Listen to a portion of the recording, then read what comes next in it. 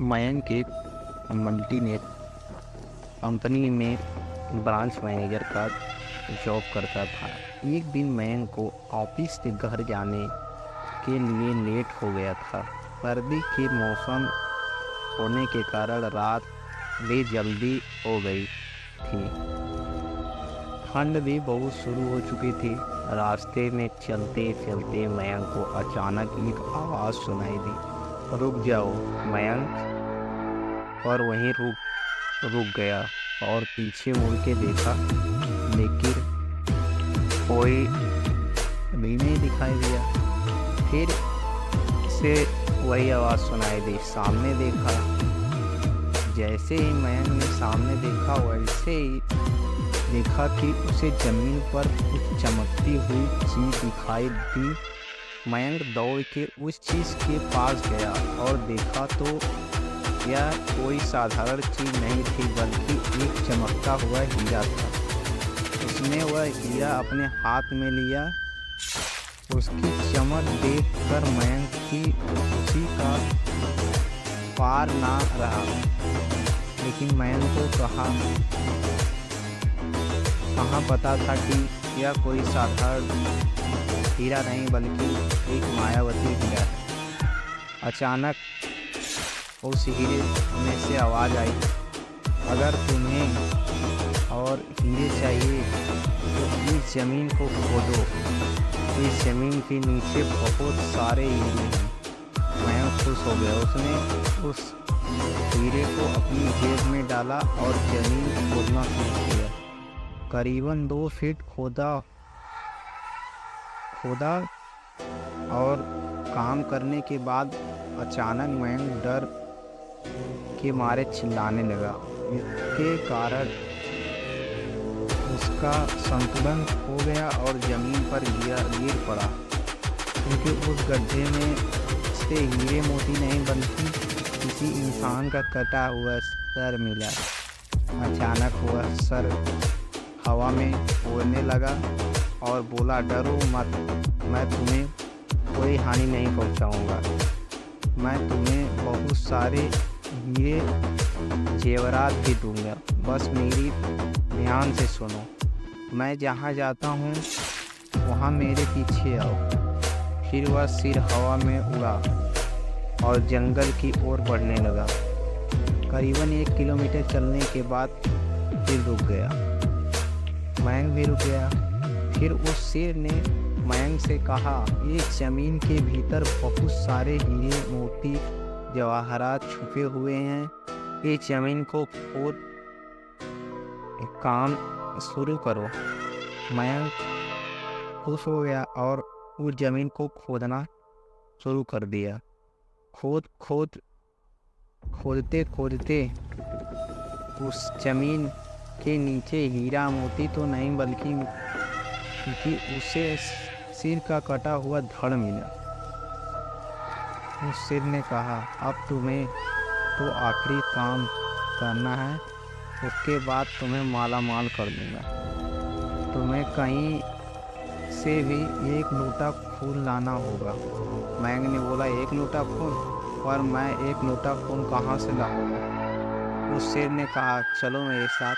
वो डरावना चेहरा मयंक को साथ लेकर थोड़ी दूरी पे गया। वहाँ उसे एक इंसान को जाते हुए देखा। वो शेर बोला, उस इंसान को मार कर उसका खून ले आओ। मयंक डर गया और बोला, नहीं नहीं, यह मुझसे नहीं होगा, मैं यह नहीं कर सकता। अगर तुमने यह काम नहीं किया तो तुम्हें बहुत बड़ी मुसीबत में डाल दूंगा, फिर तुम्हारी पूरी जिंदगी नर्क बन जाएगी। मयंक ने हाथ जोड़ा और कहा, मुझे माफ़ कर दो। अगर मैं उसे मार दूं तो मुझे पुलिस गिरफ्तार कर देगी और मुझे जेल जाना पड़ेगा। उस शेर ने अपने तंत्र मंत्र की शक्ति से एक पूरी और लोटा प्रकट किया और गुस्से से बोला, अगर तुम्हें मेरा यह काम नहीं किया तो मैं तुम्हारे पूरे परिवार को मौत के घाट उतार दूंगा। मयंक ने मजबूरी में आकर उस आदमी को मार डाला और उसका खून लेकर उस सिर के पास गया। वो सिर को देखकर बहुत खुश हुआ और बोला, यह खून मेरे शरीर पे डाल दो। उस सिर ने कहने पर उस सिर के कहने पर मैंने खून को उसके शरीर पे डाल दिया। फिर कुछ देर बाद उस कटा हुआ सिर उस शरीर पे जुड़ गया। यह सब देखकर मयंक की हालत अब खराब होने लगी। वो उस भूत को देखकर काफी डर गया। जैसे ही वो भूत जिंदा हुआ तो जोर जोर से हंसने लगा और डरावनी आवाज में बोला, तुम बहुत बड़ी गलती कर दी कि तुम्हें मुझे फिर से जिंदा कर दिया। अब मैं सिर्फ तुम्हें ही नहीं बल्कि इस पूरे शहर को मौत की घाट उतार दूंगी।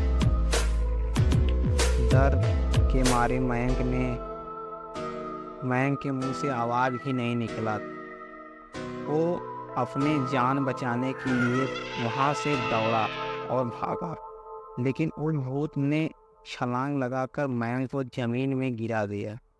और मुझे बहुत भूख लगी है, अब मैं तुम्हारा मांस खाऊंगा। जैसे ही भूत ने मांस खाने के लिए आगे बढ़ा कि तुरंत ही उसका सिर धड़ से अलग हो गया। मैं समझ नहीं पाया कि आखिर यह चमत्कार हुआ कैसे। जब मयंक ने पीछे मुड़कर देखा तो एक अघोरी बाबा खड़े थे।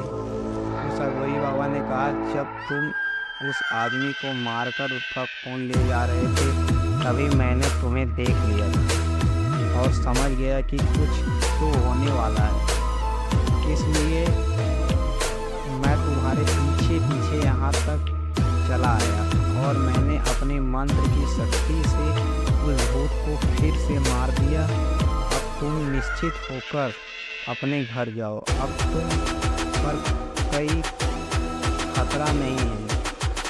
आज भी मैं उस बात को याद करता है और उसकी रूह तक कांपने लगती है। दोस्तों, आपको यह कहानी कैसी लगी प्लीज़ कमेंट करके ज़रूर बताइए और हमारी चैनल को प्लीज़ सब्सक्राइब करिए।